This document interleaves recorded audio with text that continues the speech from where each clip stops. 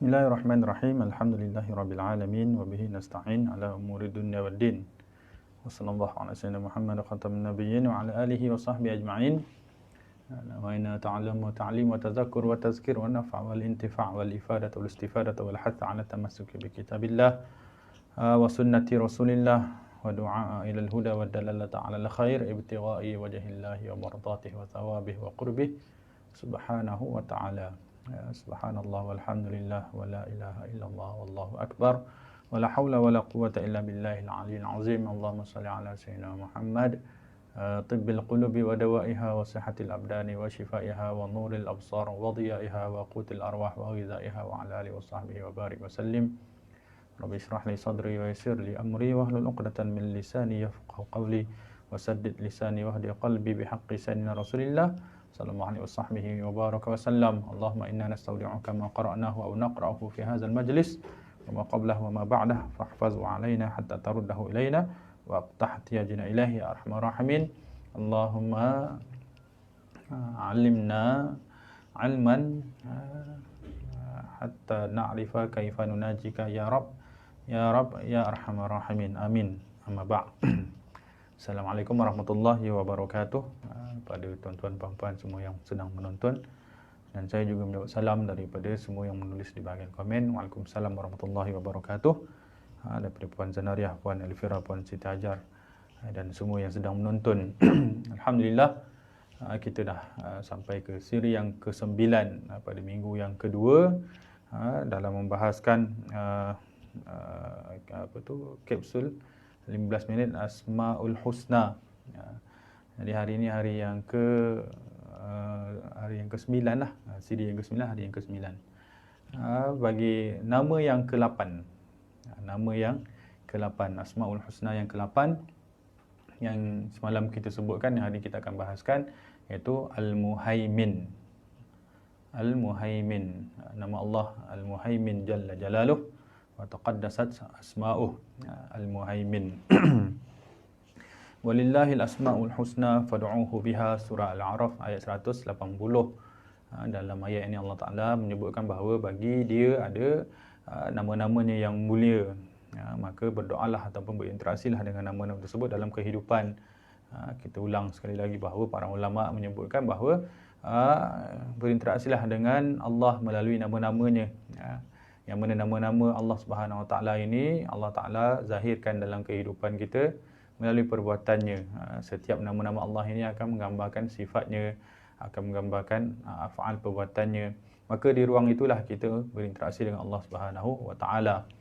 Dan di situlah ruang kita melihat bagaimana Allah Taala berinteraksi dengan kita. Jadi hari ini kita menyebutkan salah satu daripada namanya ini Al-Muhaimin. Al-Muhaimin. Semalam kita sebut nama Al-Mu'min. Hari ini Al-Muhaimin. Dalam rujukan yang telah saya buat dalam memahami makna Al-Muhaimin, para ulama di sini saya tengok ada menyeraikan sampai 4 makna kepada nama Al-Muhaimin. 4 makna kepada Al-Muhaimin.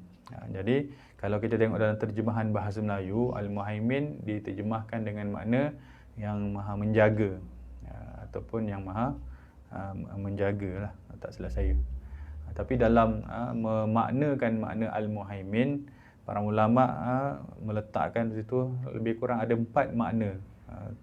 Ada 4 makna. Waalaikumsalam Ustaz Ahmad Salahuddin.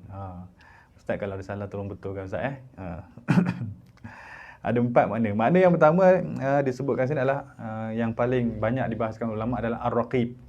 Makna daripada makna Al-Muhaimin itu adalah Ar-Raqib. Raqib maksudnya yang mendampingi. Mendampingi, yang sentiasa bersama dengan hamba-Nya. Makna yang kedua adalah Asy-Syahid ataupun Asy-Syahid ataupun syahid, yakni maknanya yang memerhati keadaan hamba-Nya. Yang ketiga adalah Al-Alim. Al-Muhaimin tu maksudnya Al-Alim, yang mengetahui keadaan hamba-Nya. Kemudian yang keempat adalah Al-Amin, yang benar pada ucapan dan perbuatannya. Jadi Al-Muhaimin ni ada 4 makna berdasarkan daripada dalil Al-Quran dan hadis yang disebutkan oleh ulama. Yang pertamanya adalah Ar-Raqib, yang sentiasa memerhati. Raqib di sini maknanya yang mendampingi, yang menjaga keadaan hambanya. Yang keduanya lah Asy-Syahid, yang memerhati hambanya atau yang menyaksikan keadaan hambanya. Kemudian yang ketiga adalah Al-Alim, yang mengetahui keadaan hambanya. Kemudian yang terakhir adalah Al-Amin, yang benar pada ucapan dan perbuatannya. Jadi keempat-empat makna ini merangkumi makna Al-Muhaimin. Jadi bukan sekadar menjaga saja, malah mengetahui, malah mendampingi, menemani hambanya, malah benar pula pada ucapan dan perbuatan. Jadi Imam Al-Ghazali dalam meletakkan makna Al-Muhaimin di sini menyebutkan Allah Ta'ala itu Al-Qa'im ala khalqihi bi'amalihim wa arzaqihim wa ajalihim. Allah Ta'ala itulah asbab Allah Subhanahu Wa Ta'ala itulah yang menjadi peletak, yang meletakkan segala urusan hambanya. Maksudnya Allah Ta'ala lah yang menguruskan berdirinya segala urusan kehambaan, urusan hamba, seorang hamba tu, urusan makhluk itu, semuanya adalah yang mengurusnya adalah Allah Ta'ala. Sama ada perbuatan mereka, rezeki mereka, ataupun kehidupan mereka, dengan makna definisi yang diberikan oleh Imam Ghazali ini merangkumi semua makna keempat tadi tu. Maksudnya Allah Ta'ala ni menguruskan. Menguruskan. Dia bukan sekadar mengetahui, dia melihat, bukan sekadar melihat, dia menemani, bukan sekadar menemani, maka dia menguruskan keseluruhannya, maka dialah yang amanah, yang benar pada ucapan dan perbuatannya, begitu. Kemudian disebutkan sini bi itla'ihi wastila'ihi wa hifzihi. Allah Ta'ala ini sentiasa memerhatikan hambanya dan sentiasa menguasai hambanya dan sentiasa menjaga hambanya. Jadi tidak pernahlah seorang hamba itu keluar daripada pengetahuan Allah, tidak pernah terkeluar daripada penguasaan Allah, dan tidak pernah keluar daripada penjagaan Allah. Jadi tiga keadaan manusia ini semuanya berada di bawah Allah Subhanahu Wa Taala. Sentiasa diperhatikan, sentiasa dikuasai, diuruskan dan sentiasa dijaga. Subhanallah. Jadi Allah Taala itu bukan sekadar melihat, dia tahu dan dia melihat. Tapi bukan sekadar melihat, dia menguruskan, dia menjaga, dia menguasai. Tapi bukan menguasai dengan kekerasan, dia menjaga pula, menjaga keadaan hamba tersebut. Itu. Jadi semua ini kata Imam Ghazali ya dulu ala kamalillah, menunjukkan kepada kesempurnaan Allah Subhanahu Wa Taala. Jadi nama Al-Muhaimin ini menggambarkan di situ ada jalal Allah, mengetahui keadaan hamba, menguasai hambanya. Di situ ada jamal Allah, dahlah menguasai tapi menjaga pula keperluan hambanya, mengetahui tentang hambanya, jamal Allah, dan di situlah ada kamal Allah, di situ ada kesempurnaan Allah Subhanahu Wa Taala. Kemudian disebutkan Allah Taala juga dengan makna Al-Amin. Al-Amin maksudnya yang benar, yang kalau diterjemahkan dalam bahasa Melayu sebahagian maknanya adalah amanah. Amanah di sini maksudnya yang benar lah, yang benar. Benar pada apa? Benar pada dua perkara. Yang pertamanya pada ucapan. Apa yang Allah Subhanahu Wa Taala sebutkan, itulah yang Allah Taala lakukan. Apa yang Allah Taala janjikan dalam perbuatan, maka itulah yang Allah Taala tunaikan. Maka Allah Taala benar pada ucapan dan benar pada perbuatan. Itu juga Al-Muhaimin. Jadi kita ni semua ni dalam pengetahuan Allah, dalam pengurusan Allah, dalam jagaan Allah. Dan Allah Ta'ala tidak pernah menyalahi apa yang dia sebutkan. Itu daripada makna Al-Muhaimin tadi. Boleh. Kemudian daripada bahagian bagaimana seorang hamba tu berinteraksi dengan nama ini dalam kehidupan dia. Bagaimana dia nak bawakan nama ini dalam praktikal kehidupan dia. Maka disebutkan sini ada dua aspek. Yang pertamanya adalah dia menjaga di hatinya. Kerana Allah Ta'ala itu maha melihat kepada keadaan hambanya.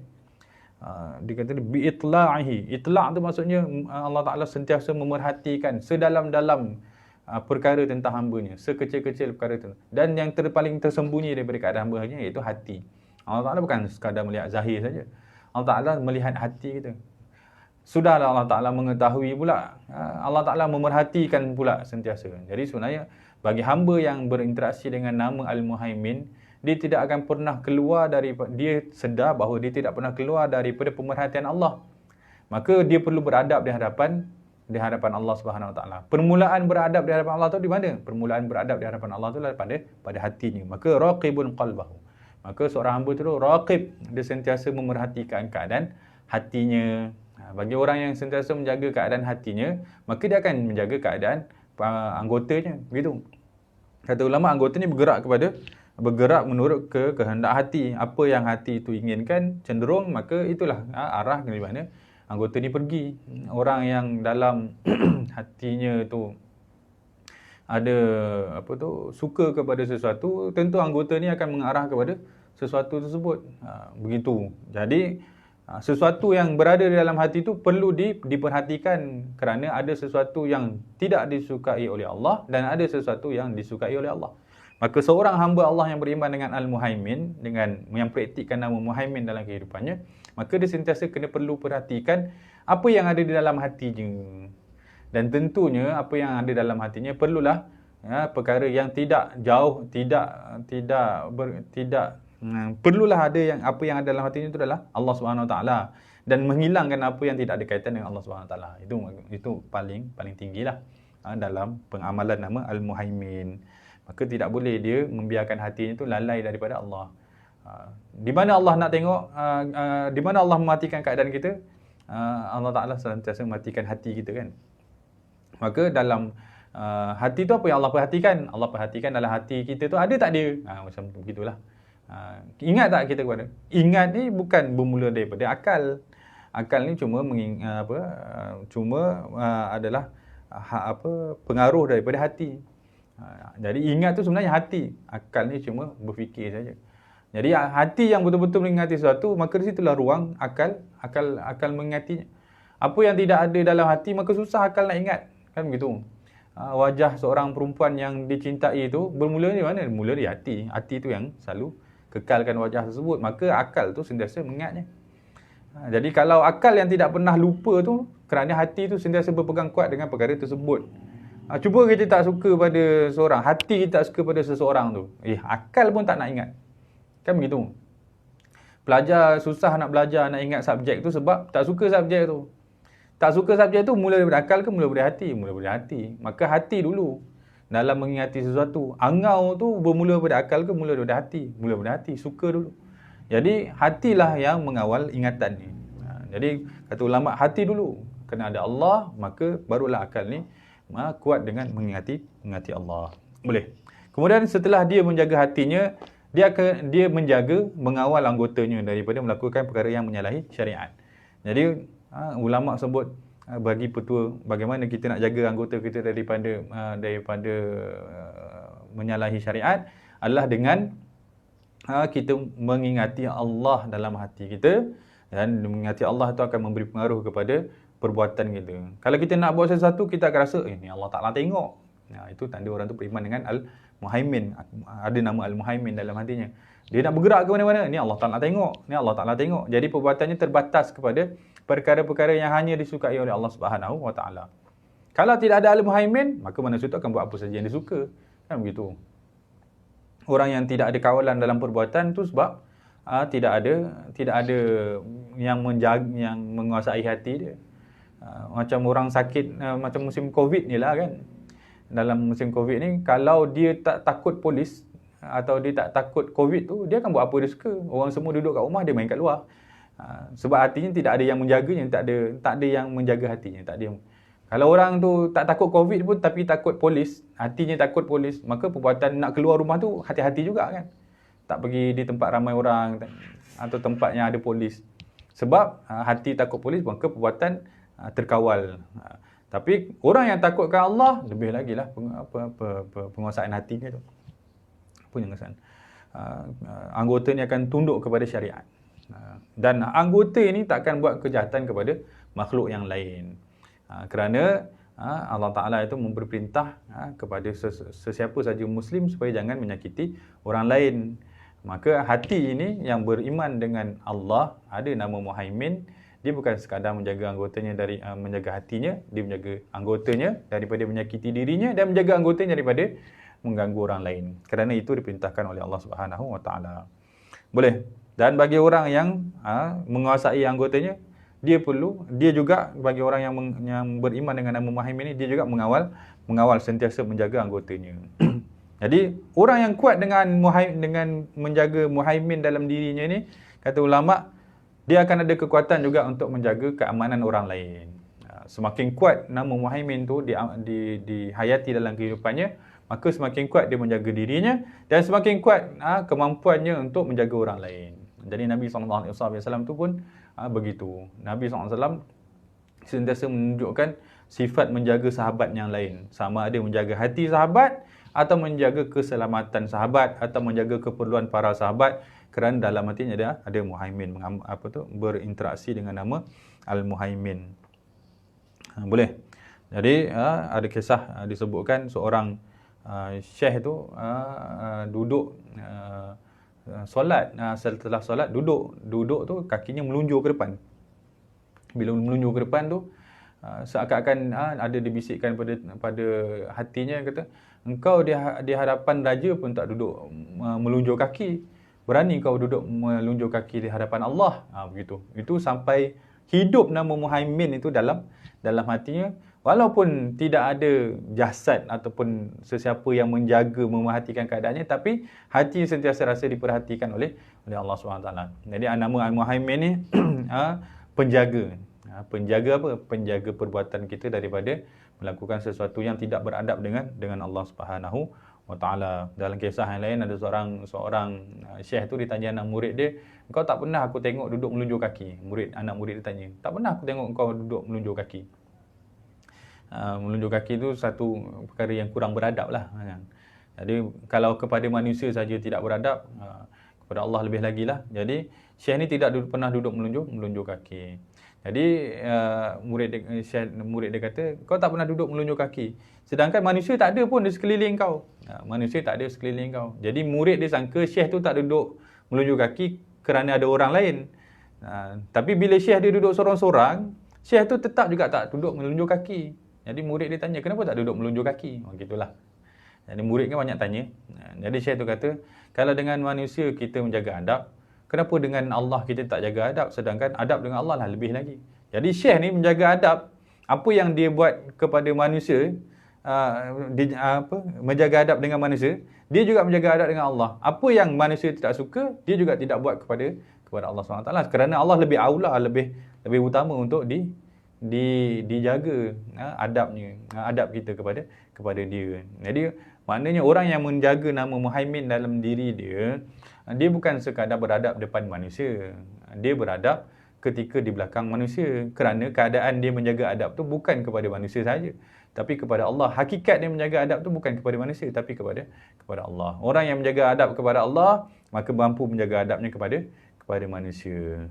Boleh. Itu kekuatan penghayatan nama Al-Muhaimin. Jadi dikongsikan di sini dalam kitab Al-Asna fi Ma'ani wa Khawasi Asma'illah Husna yang dikarang oleh Syekh Al-Habib Muhammad Amin Al-Andrus.